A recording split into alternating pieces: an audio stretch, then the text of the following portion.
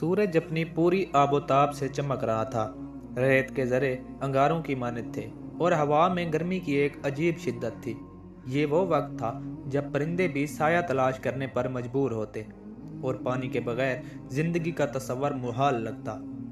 एक मुसाफिर औरत इस शदीद गर्मी में अकेली सफ़र कर रही थी।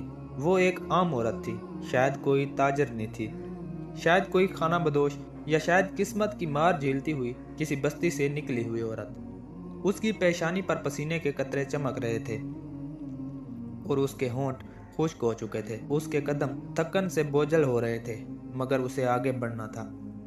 उसकी आंखें पानी की तलाश में भटक रही थीं। वो एक ऐसे वक्त में थी जहां जिंदगी और मौत का फैसला चंद कतरे पानी का था। चलते चलते अचानक उसे एक कुआं दिखाई दिया। वो खुशी से बेख्तियार उसकी तरफ लपकी, जैसे कोई प्यासा रेगिस्तान में पानी की बूंद देखकर लपकता है। कुएं पर पहुंचकर उसने जल्दी से अंदर झांका। पानी था, मगर इतनी गहराई में था कि हाथ डालना मुमकिन न था। कुएं के करीब कोई डोल या रस्सी नहीं थी। औरत ने कुछ देर सोचा, फिर हिम्मत करके कुएं की दीवार थाम कर नीचे उतरने लगी। ये आसान न था, मगर प्यास के सामने हर मुश्किल आसान लगती है। जैसे उसके पैर पानी तक पहुंचे, उसने अपने हाथ से पानी लिया और खुद को तरोताज़ा किया। उसने सैर होकर पानी पिया और कुछ देर कुएं की ठंडी दीवार से टेक लगाकर बैठ गई।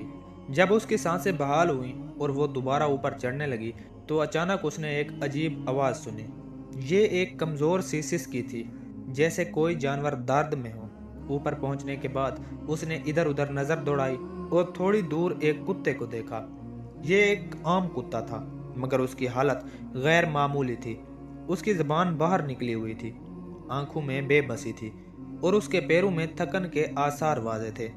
वो ज़मीन पर गिरा हुआ था और अपनी खुश्क ज़बान से मिट्टी चाटने की कोशिश कर रहा था। ये मंजर किसी भी रहमदिल इंसान के लिए तड़प पैदा करने वाला था।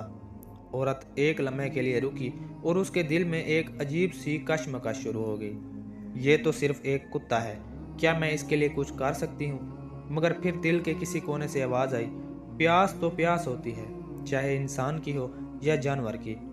यह सोचकर उसने फौरन फैसला किया कि इसे भी पानी पिलाना चाहिए। मगर एक मसला था, कुआं बहुत गहरा था और उसके पास कोई बर्तन नहीं था जिसमें पानी भरकर ऊपर ला सके। उसने अपने इर्द गिर्द देखा, मगर कोई चीज़ नहीं मिली।